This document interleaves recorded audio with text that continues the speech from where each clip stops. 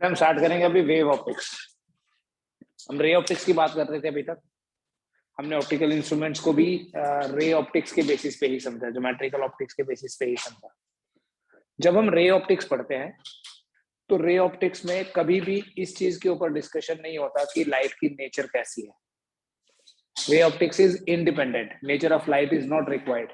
उसमें सिर्फ यही चीज हम एज्यूम करते हैं हमेशा, that light travels in straight lines. Rectilinear propagation of light पे बेस्ड है। ray optics is based on rectilinear propagation of light, which means light travels in straight lines. लेकिन ये जो हमारा wave optics है, it is quite clear from here कि it is based on the wave nature of light. Light की जो nature है उसको time to time different scientist ने एक्सप्लेन करने की कोशिश की। जैसे सबसे पहले न्यूटन ने एक थ्योरी दी लाइट को एक्सप्लेन करने के लिए, लाइट की नेचर को एक्सप्लेन करने के लिए। This theory is called as Newton's corpuscular theory.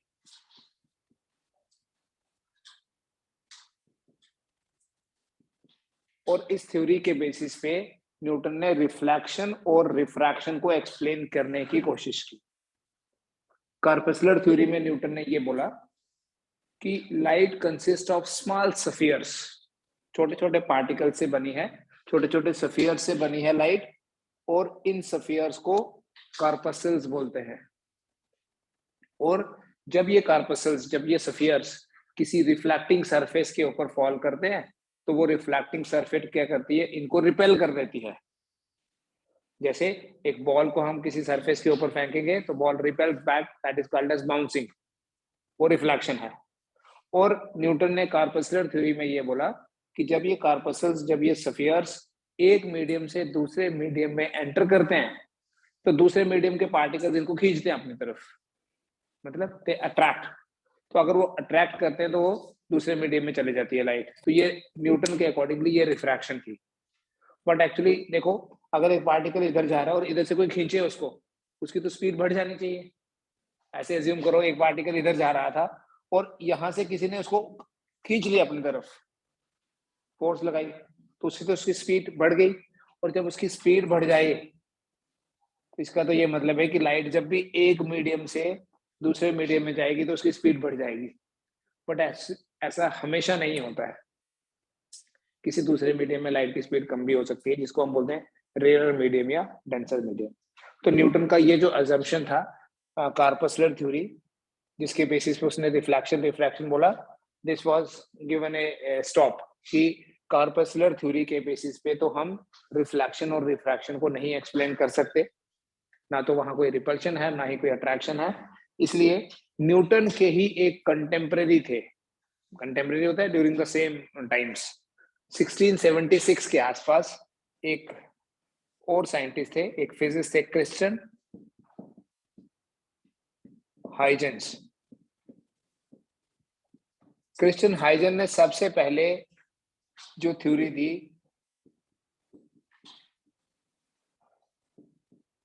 Explaining the wave nature of light, इसको बोलते हैं हाइजेंस वेव थ्योरी।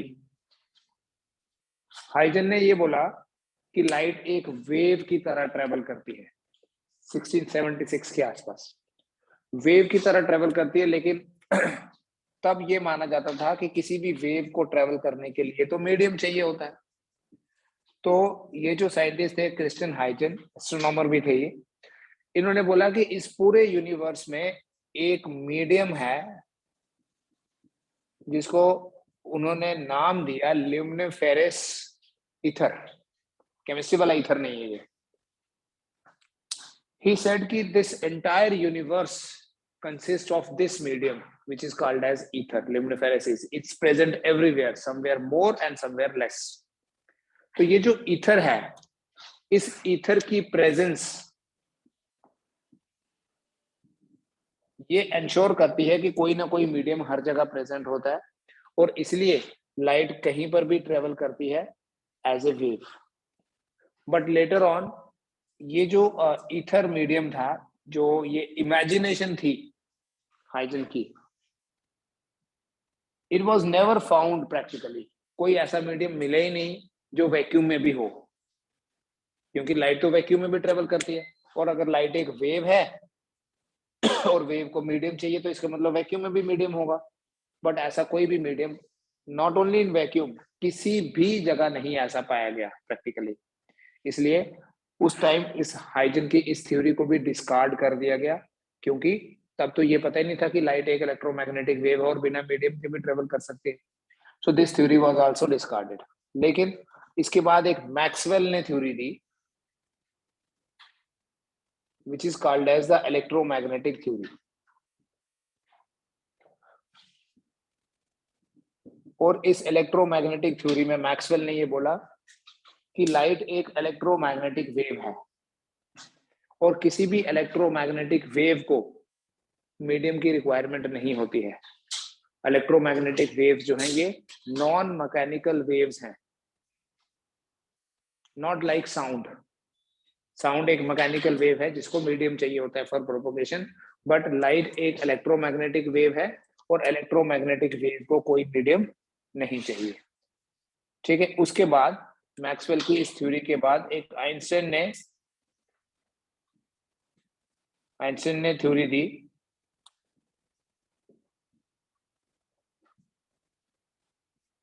जिसमें आइंस्टाइन ने प्लैंक्स क्वांटम थ्योरी को यूज किया। This theory is called as quantum theory. Einstein की थ्योरी को quantum theory बोलते हैं।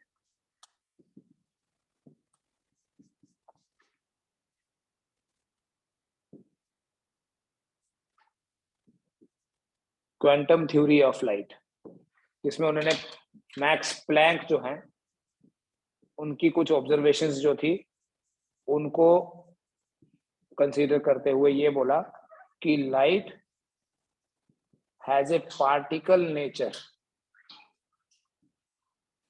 light has a particle nature and these particles of light are called as photons.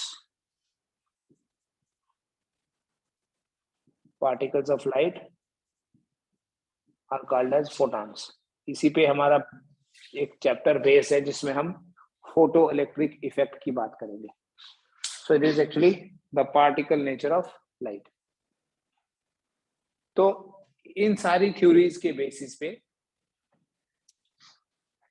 1930s में आपने एक नाम सुना होगा, वेरी फेमस फिजिसिस्ट थे जिन्होंने कॉन्सेप्ट दिया ड्यूल नेचर का। It is dual nature of light और वो साइंटिस्ट थे Louis de Broglie.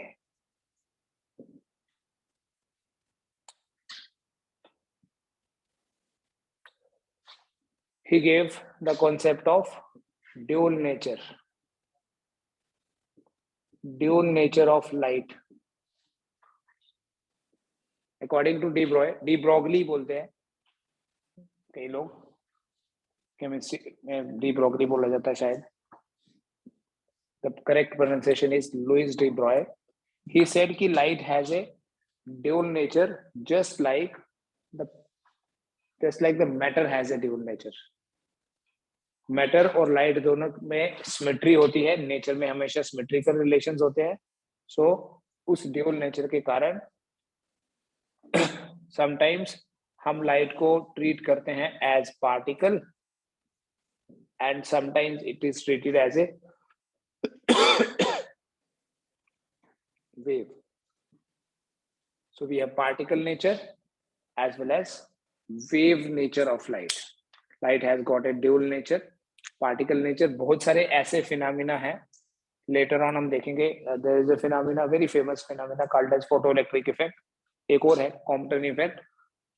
Photoelectric effect और कॉम्पटन इफेक्ट को हम एक्सप्लेन करेंगे on the basis of particle nature of light.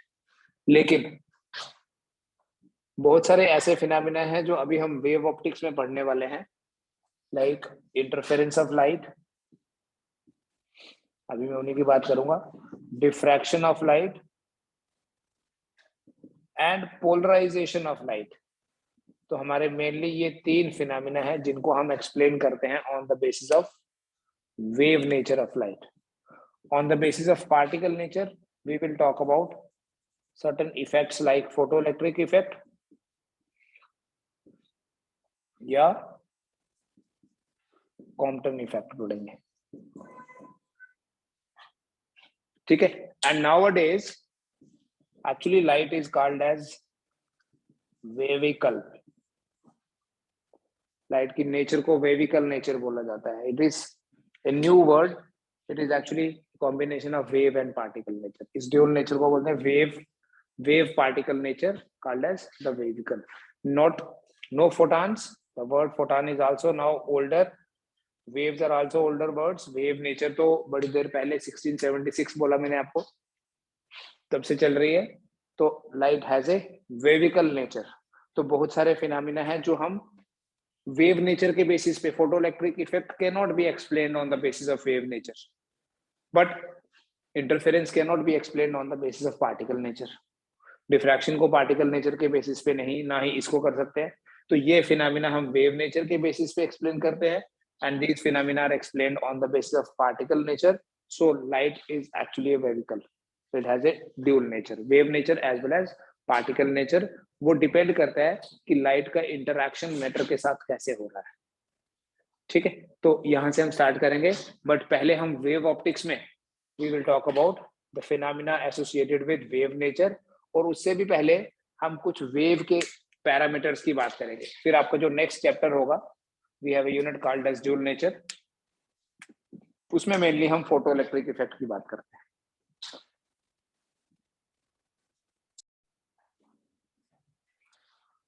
बेटा सबसे पहली चीज, what is a wave?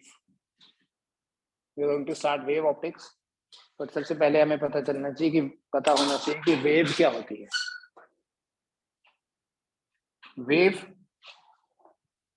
Wave is a mechanism of energy transfer. We can say it is a mode of energy transfer. एक ऐसा mode है, एक ऐसा मैकेनिज्म है जिसके थ्रू हम एनर्जी को ट्रांसफर करते हैं। So whether it is sound wave और light wave, it is energy. Sound भी एनर्जी है, लाइट इज आल्सो एनर्जी। और ऐसे भी बोलते हैं, wave is a kind of disturbance which travels due to the repeated vibration of the particles of the medium। तो जब भी वेव ट्रेवल कर रही है मतलब some kind of disturbance is travel, right? हमारे पास तो बड़े सारे टाइप्स, इसको डिफरेंशिएट करने के वेव्स को तरीके हैं। we say transverse waves, longitudinal waves, sometimes we say electromagnetic waves या mechanical waves वर्ड यूज करते हैं, but for the timing हम जनरल बात करेंगे। वेव एक किस्म की डिस्टर्बेंस है। इसका मतलब देखो क्या है, suppose we have some water, still water है ये in a pond, and we create some disturbance. Simply क्या करते हैं, हम एक स्टोन ड्रॉप करते हैं यहाँ। So what happens due to this stone, ये सारे के सारे जो पार्टिकल्स रेस्ट में थे, इसको एनर्जी मिली, एंड इन पार्टिकल्स को एनर्जी मिलने से क्या होगा, एक डिस्टर्बेंस जैसी क्रिएट हो जाएगी, ठीक है। उस डिस्टर्बेंस को कैसे समझते हैं, देखो मान लो यहाँ से यहाँ एनर्जी पहुंची, उतने टाइम में यहाँ पहुंचेगी, यहाँ पहुंचेगी, यहाँ, तो हम एक देखते हैं कि एक ऐसा सर्कल बन गया। इस सर्कल को बोलते हैं रिपल। बट वो सिर्फ एक ही सर्कल नहीं बना, एक और बन गया, ऐसे बड़े सारे सर्कल बन गए। तो ये जो पहले वाला सर्कल बना, ये बना क्योंकि हमने डिस्टर्बेंस क्रिएट की। बट जो दूसरे वाला सर्कल बना, वो पहले वाले के कारण बना, क्योंकि जब हमने यहाँ डिस्टर्बेंस क्रिएट की तो यहाँ इस पार्टिकल को एनर्जी मिल गई। अब ये ही एनर्जी आगे ट्रांसमिट हो गई, यहाँ से एनर्जी आगे ट्रांसमिट हो गई, तो ये ऐसे ट्रांसमिशन होती है। हर एक पार्टिकल को एनर्जी मिलती जाएगी और वो एनर्जी को आगे ट्रांसमिट करता जाएगा, जिससे क्या होता है, यही एनर्जी जो है ये ट्रांसफर होती है। किसी और तरीके से भी देख सकते हो, ये एक वॉल है, यहाँ वॉल के साथ एक हुक लगी है, और एक हमने यहाँ एक कोई रोप टाई कर ली है, कोई थ्रेड या कोई वायर है। सो व्हाट हैपेंस, हम यहाँ से इस वायर को जर्क देते हैं ऊपर, तो यहाँ नहीं रुक जाता वो, फिर कि ये नहीं है कि यही ऊपर नीचे होता रहे, यहाँ से एनर्जी आगे वाले पार्टिकल को मिलती है, और इस तरह से वेव का प्रोपोगेशन होता है, इस तरह से एनर्जी का ट्रांसमिशन होता है। सो वेव एक मैकेनिज्म है एनर्जी को ट्रांसमिट करने का from one place to another place. ठीक है, या हम ये बोलते हैं wave is a kind of disturbance जो किसी भी मीडियम में प्रोपोगेट करती है ड्यू टू रिपीटेड वाइब्रेशंस। ये 11th में पढ़ा हुआ आपने। ठीक है, तो यहां पर हम सबसे पहले बात करेंगे वेव ऑप्टिक्स में, जहां से आपका कोर्स भी स्टार्ट है। We talk about wave front.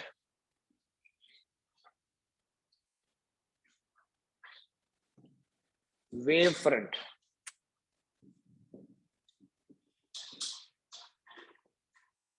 बेटा वेव फ्रंट क्या होता है? आप लिख लीजिए, थ्योरेटिकली पढ़ेंगे इसको पहले हम। It is the locus of all the particles of a medium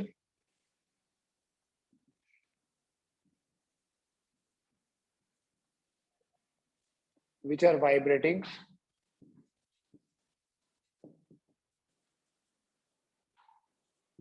in same phase.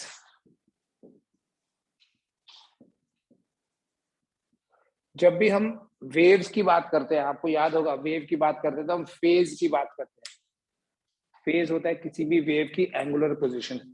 जैसे अगर जनरल बात करें, जनरली हम ऐसे लिखते थे, एसी में भी आपने पढ़ा, y equal to A sine omega T या y equals to A sine theta. Omega T लिखो या थीटा, ये उसकी एंगुलर पोजीशन को रिप्रेजेंट करता है, इसको बोलते हैं फेज।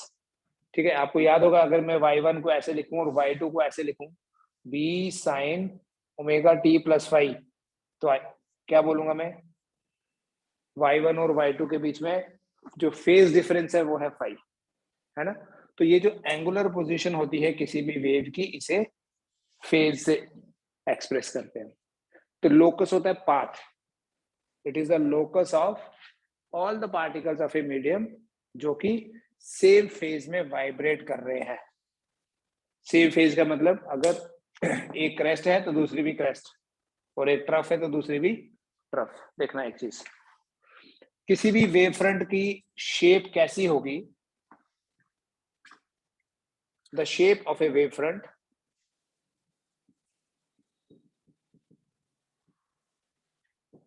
डिपेंड्स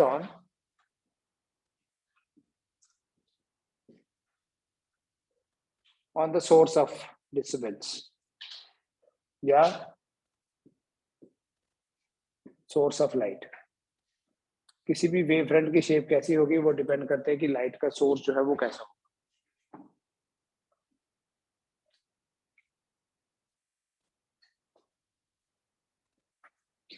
देखो, अगर आपके पास एक पॉइंट सोर्स ऑफ लाइट है, एक पॉइंट सोर्स ऑफ लाइट है, अब रे ऑप्टिक्स के बेसिस पे समझना पहले, तो हम ये बोलेंगे लाइट ऐसे स्प्रेड हो रही है।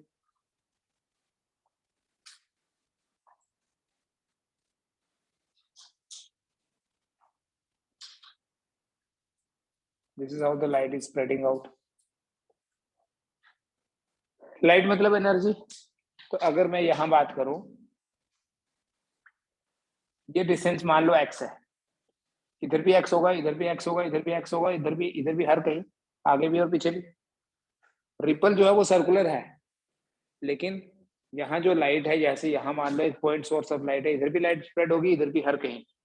तो एक पॉइंट सोर्स ऑफ लाइट जो होता है, आप इसको रिलेट कर सकते हो इलेक्ट्रोस्टैटिक्स में, हमने गॉस लॉ में भी पढ़ा था। अगर हमारे पास एक पॉइंट चार्ज है तो हम एक स्फीयर बनाएंगे अगर, तो बोलेंगे ये सिमेट्रिकल है। क्या मतलब होता है सिमेट्री का? यहाँ पर देखना, अगर ये एक लाइट का सोर्स है, अगर एक सेकंड में लाइट इतना डिस्टेंस ट्रेवल कर रही है तो इधर भी ट्रेवल करेगी उतना ही, इधर भी, इधर भी, इधर भी।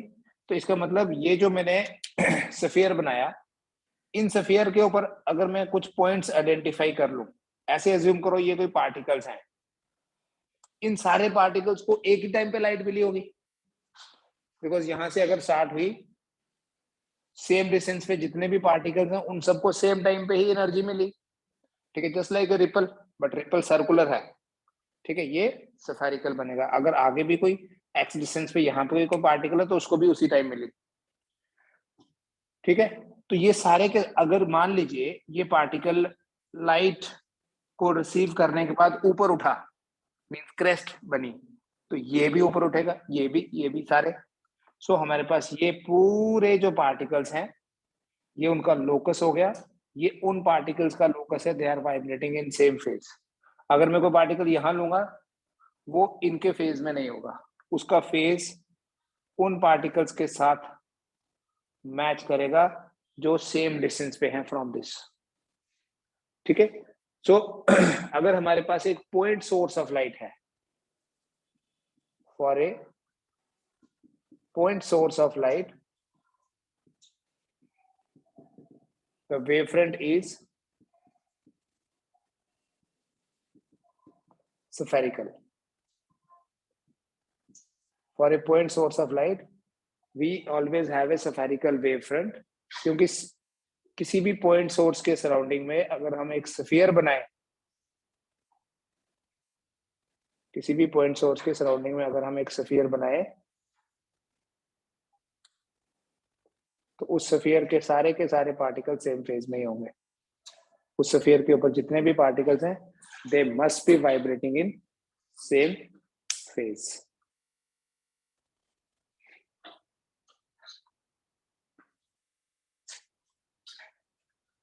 If we have a linear source of light,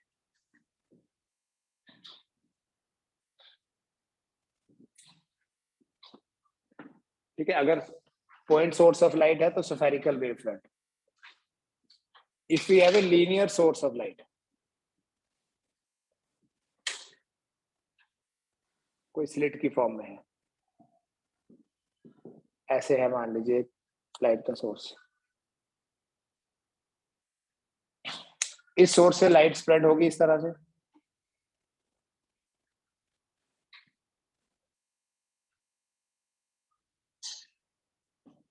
ठीक है। बट अगर हम यहाँ एक सिलेंडर बनाए, तो हम ये बोलेंगे कि इस सिलेंडर का हर एक पॉइंट इस सोर्स से सेम डिस्टेंस पे है, जितना ये उतना ये डिस्टेंस। तो यहाँ से लाइट, जितनी देर में लाइट यहाँ से यहाँ पहुंचेगी, उतनी ही देर में यहाँ से यहाँ, उतनी ही देर में यहाँ से यहाँ सेम डिस्टेंस ट्रेवल करेंगे। If we make another cylinder around it, तो वो भी एक वेवफ्रंट ही बना, ठीक है। इस सिलेंडर के हर एक पॉइंट पे जितने भी पार्टिकल्स हैं, they are vibrating in same phase. इस दूसरे वाले सिलेंडर के हर एक पॉइंट पे जितने पार्टिकल्स हैं, they are vibrating in same phase. So अगर हमारे पास कोई लीनियर सोर्स ऑफ लाइट है,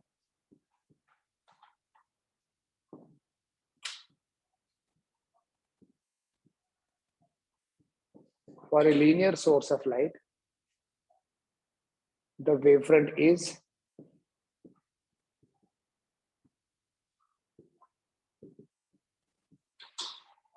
cylindrical. अगर लीनियर सोर्स है तो सिलेंड्रिकल वेव फ्रंट बनेगा, अगर कोई पॉइंट सोर्स है तो स्फेरिकल वेव फ्रंट बनेगा।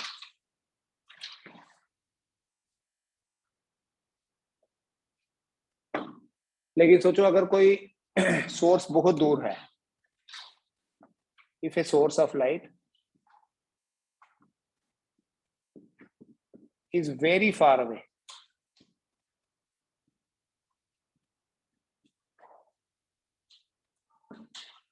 तो किसी भी दूर वाले सोर्स से जो लाइट आएगी, that will be in the form of parallel beam, ऐसे होगी,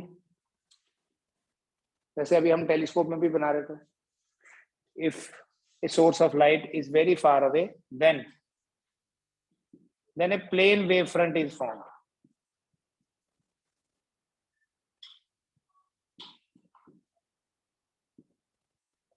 तब जो वेवफ्रंट वो होगा, वो एक प्लेन वेवफ्रंट होगा। लाइट, ये देखो, जो वेवफ्रंट है वो एक इमेजिनेशन है, सिर्फ ज्योमेट्रिकल कंस्ट्रक्शन है, एक्चुअली तो लाइट है। तो ये एक वेवफ्रंट होगा जिसे हम बोलेंगे प्लेन वेवफ्रंट।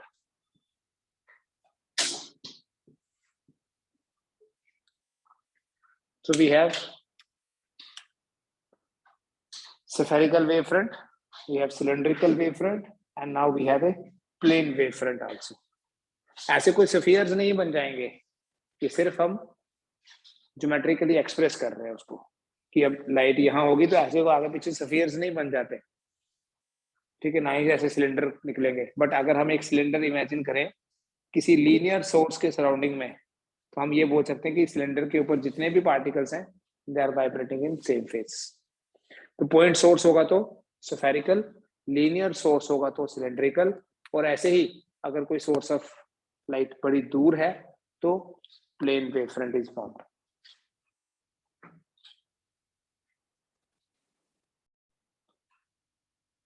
ठीक है, फिर से देख लो बेटा, स्फेरिकल वेव फ्रंट तब बनेगा जब हमारे पास एक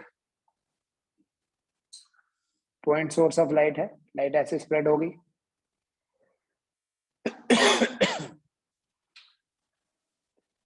सोर्स ऑफ लाइट है अगर, light will spread like this, और अगर सोर्स ऑफ लाइट बड़ी दूर है then light will be like this.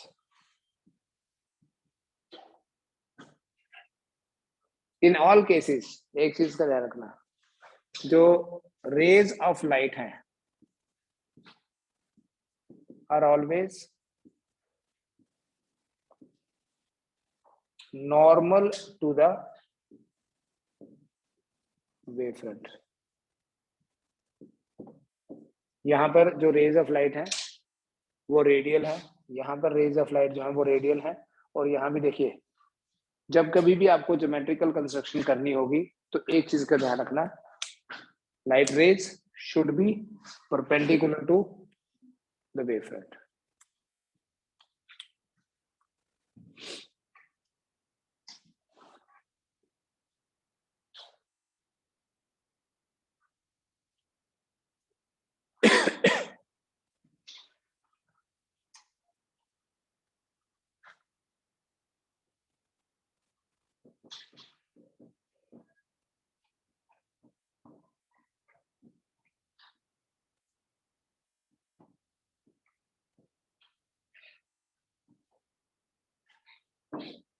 Next देखें बेटा, सिंस वेव थ्योरी का जो कॉन्सेप्ट था वो हाइजन ने दिया था, सो हम बेसिक हाइजन की थ्योरी के बेसिस पे ही वेव ऑप्टिक्स को डिस्कस करते हैं। इसमें सबसे पहले वी नीड टू अंडरस्टैंड कि हाइजन्स प्रिंसिपल क्या है। हाइजन्स प्रिंसिपल की हेल्प से हम वेव फ्रंट की ज्योमेट्रिकल कंस्ट्रक्शन को डिस्कस करेंगे, geometrical construction of a wave और geometrical construction of a wave front.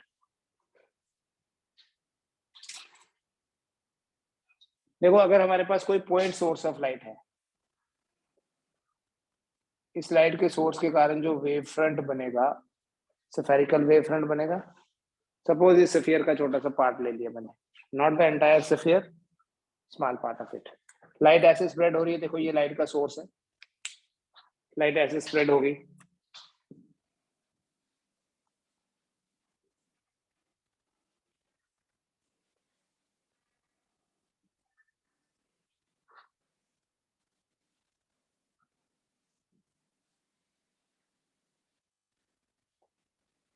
ठीक है। नाउ एज्यूम करो कि यहाँ पार्टिकल नंबर 1 है, यहाँ पार्टिकल नंबर 2 है, this is particle 3, this particle 4 and this is particle 5 suppose.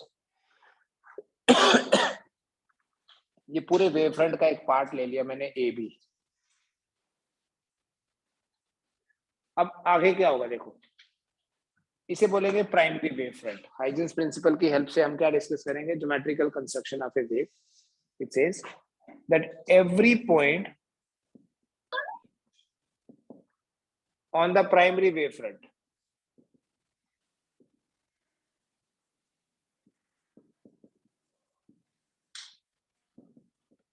is a source of secondary wavelets.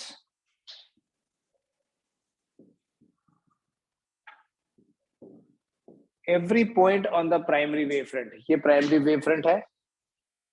जैसे पहली वाली रिपल बनी थी, हमने डिस्टर्बेंस क्रिएट की, दूसरी रिपल कैसे बनी, उस पहली वाली रिपल के हर एक पॉइंट एक सोर्स की तरह काम करने लगे, तो तीसरी कैसे बनेगी, दूसरे के कारण। तो यहाँ ये जो पॉइंट्स हैं ये अपना अपना एक वेव फ्रंट बनाएंगे, ठीक है। पॉइंट सोर्सेज हैं, they form their own wave fronts, इन्हें बोलते हैं सेकेंडरी वेवलेट्स। ये जो ए बी लिया मैंने, ये सॉरी प्राइमरी वेव फ्रंट का ही पार्ट है। So every point on the primary wavefront is a source of secondary wavelets, ठीक है। मतलब this particle has received certain amount of energy, now this will also be a source of energy। इसने energy receive की, this become source, और अपना अपना wave front तैयार करते जाएंगे। ये सब एक जैसे होंगे। क्यों एक जैसे होंगे? क्योंकि ये सारे अगर एक वेव फ्रंट के ऊपर हैं तो ऑब्वियसली इसका मतलब है they are vibrating in same phase, so they are sending out disturbances, right. तो अगर ये डिस्टेंस कोई ट्रेवल किया है, लाइट की स्पीड है मान लो c से रिप्रेजेंट करते हैं लाइट को, तो ये डिस्टेंस होगा c डेल्टा टी टाइम के बाद। कहां से आया देखो, c इज इक्वल टू मान लो डिस्टेंस r है, टाइम है डेल्टा टी, या t ले लो, तो r कितना हो गया ct। तो ये जो रेडियस होगा इस स्फीयर का that would be c into T, इसका रेडियस होगा ct, इसका रेडियस होगा ct। ये सारे एक जैसे स्फीयर्स बनेंगे। इन सारे वाले स्फीयर्स को जो एक्चुअली इस सोर्स की वजह से नहीं बने, इनको बोलते हैं secondary wavelets.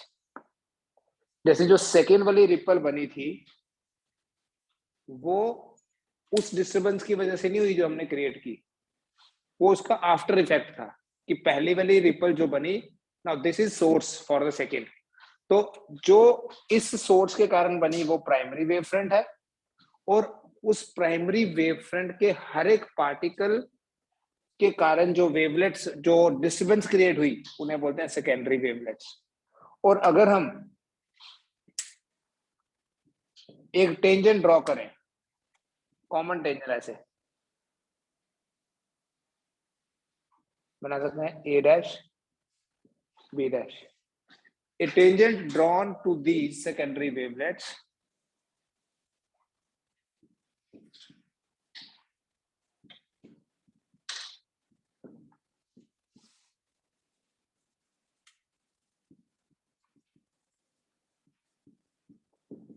in the forward direction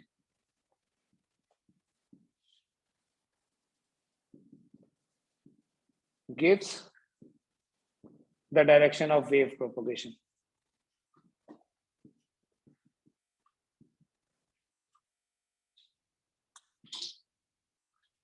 Forward direction में if we draw a tangent, that will be the direction of propagation of light, ठीक है।